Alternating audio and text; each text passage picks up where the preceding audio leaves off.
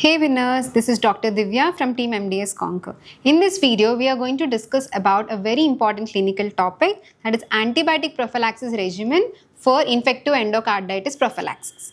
Okay, this is a very important topic. Why? Because we are dental professionals performing various procedures in the oral cavity, which leads to bacteremia. So this transient bacteremia, especially in high-risk patients, can lead to life-threatening complications such as infective endocarditis. So in order to prevent this, we need to remember and we need to know the antibiotic prophylaxis regimen. What kind of drug to be given, in which dosage it has to be given, which kind of patients are more prone to this infective endocarditis, and also when we should administer these drugs. So all these aspects we are going to cover in this video. So let's get started. Here is the regimen given by American Heart Association for infective endocarditis prophylaxis. These are the recent guidelines given in 2025. Okay, so we have regimens different for adult and also children. Okay, and also in people who are able to take oral medication, and also for the people who are unable to take the oral medication because of various reasons. So first we will see people who are able to take oral medication, then the drug of choice is amoxicillin. In adults the dosage is 2 grams, whereas in children it is 50 milligrams per kg. Okay, so this is an important thing. Each and every drug and its dosage is very important. Okay, then people who are unable to take the oral medication, then the agents of choice are ampicillin, that is 2 gram IM or IV, intramuscular or intravenous for adults. In case of children it is 50 milligram per kg body weight. Okay, then either it can be cefazolin or ceftriaxone, which is around 1 gram IM or IV in adults, and also in children again it is 50 milligram per kg intramuscular or intravenous. Okay, this is about the oral medication, and also people who are unable to take oral medication who are not allergic to penicillin. When there is no penicillin allergy, these are the drugs that are advocated. Okay, in patients with penicillin allergy who are able to take the oral regimen, the drug of choice is cefalexin, which is 2 grams in adult or 50 milligram per kg in children. Okay, otherwise azithromycin or clarithromycin 50 milligrams in adults and 15 milligram per kg body weight in children. Okay, then the other drug of choice is doxycycline, which is recently added. A very important thing to note, doxycycline is recently added to the regimen, replacing clindamycin. Okay, so doxycycline, the adult dosage is 100 milligrams, whereas the child dosage, if the child is less than 45 kgs, then it is 2.2 milligram per kg. If the child's weight is more than 45 kgs, then it is 100 milligrams. Okay, then people who are allergic to penicillin and penicillin related drugs and are unable to take the oral medication, then the agent of choice would be cefazolin or ceftriaxone, that's are cephalosporins, with the adult dosage being 1 gram intramuscular or intravenous, and the child dosage being 50 milligram per kg body weight, that is intramuscular or intravenous. So this is very important to note.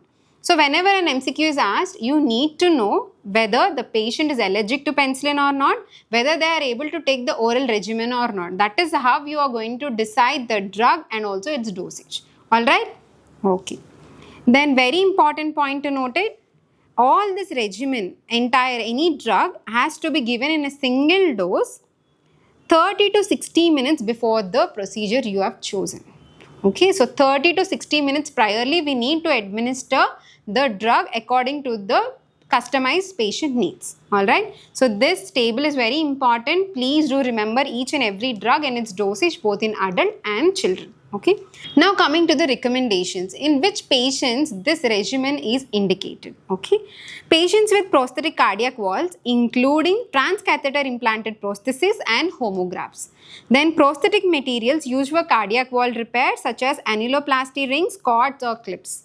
Okay, and previous history of infective endocarditis, all these patients have to be administered this regimen before any procedure. Okay, unpaired cyanotic congenital heart disease patients or repaired cyanotic heart defects with residual shunts or valvular regurgitation at the site or adjacent to the site of prosthetic patch or prosthetic device. Okay, cardiac transplant with valve regurgitation due to structurally abnormal valve.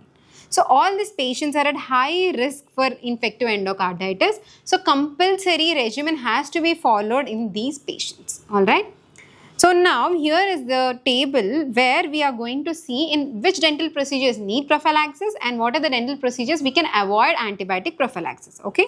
So here antibiotic prophylaxis is reasonable before manipulation of gingival or periodontal tissues.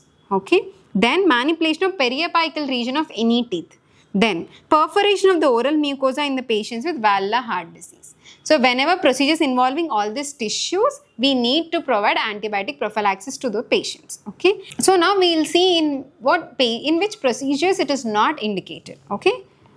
First, routine anesthetic injections through non-infected tissues, taking dental radiographs, then placement of removable prosthodontic or orthodontic appliances doesn't need any prophylaxis. Then adjustment of orthodontic appliances, placements of orthobrackets, shedding of deciduous teeth or bleeding from trauma of lips or oral mucosa. All these conditions, there is no need to administer any drug. Okay. So these things you need to remember. Whenever you are performing these procedures, you need to administer the appropriate drug and the dosage to that particular patient. Alright.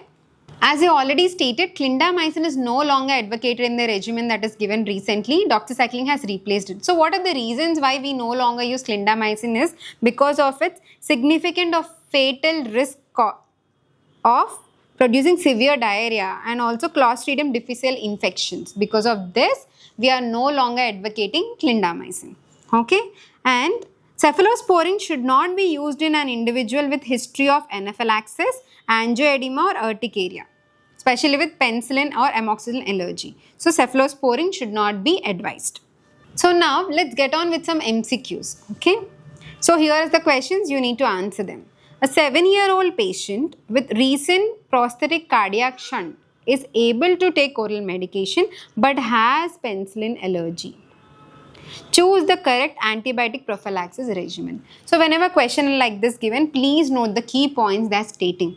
Then go for the options. So first we have 7-year-old patient, alright, and it is a recent cardiac prosthetic shunt. So first answer yourself whether they need prophylaxis or not. Of course, a recent cardiac shunt it is placed, so we need to go about with the prophylaxis. That is done. And he is able to take oral medications. So no need of any intramuscular or intravenous injections. But the important thing to notice, he has penicillin allergy. So now let's go about with the options. We have amoxicillin, ampicillin, azithromycin and clindamycin. So let's go about ruling out the options. So penicillin allergy, so amoxicillin and ampicillin are ruled out. Clindamycin is no longer advocated in our recent regimen. So the appropriate choice of drug would be your azithromycin, and it's a child, so the dosage will be 15 milligram per kg body weight. Alright, so let's get on with the next question. A 55-year-old patient with history of infective endocarditis. So he already has the previous history of infective endocarditis. So yes, antibiotic prophylaxis has to be given. He is scheduled for dental extraction. That also needs prophylaxis. He is prescribed amoxicillin 2 grams, which is a right dose for prophylaxis. According to current recommendations, when should the antibiotic be administered? They are asking the time of administration of that particular drug. So options: immediately before the procedure, 30 minutes before the procedure, 2 hours before the procedure, only if the bleeding is expected. So what would be the right answer? It's already we have stated, single dose of drug should be administered 30 to 60 minutes prior to the dental procedure. So option B would be the appropriate answer. So this is how the questions are being asked. So let's test ourselves more. So coming to the third question, a 62-year-old man with prosthetic heart valve is scheduled for periodontal surgery. So both needs prophylaxis. He can take oral medications but has no drug allergies. So there's no problem with oral medication and also has no drug allergies. So what is the correct antibiotic prophylaxis for this patient? So we have ampicillin, amoxicillin, azithromycin and cefazolin. So no allergies and also no problem with oral medication. Then straightforwardly we can go for amoxicillin 2 grams orally. That would be our first choice. Alright. Then next question. A 32-year-old patient with repaired congenital heart defect without residual shunt, presence for supragingival scaling. What antibiotic prophylactic regimen is indicated in this particular patient? Let's go on with the options. Amoxicillin 50 mg per kg. Then yes, but only if the bleeding is expected. So antibiotic prophylaxis is only given when the bleeding is expected, it seems. Then no, eye prophylaxis is not indicated in this particular patient. That is our third option. And yes, give azithromycin for 100 milligrams. So what is your answer? Here we have already, it's a repaired congenital defect and no residual stunt is required, and also it is only supragingival scaling. We are not involving or manipulating any gingival tissues as such. So here the best option, as I already highlighted, no prophylaxis is indicated in this patient. We can normally go about with the procedure. Okay, so remember to read the question very carefully and then options and answer. Okay, thank you.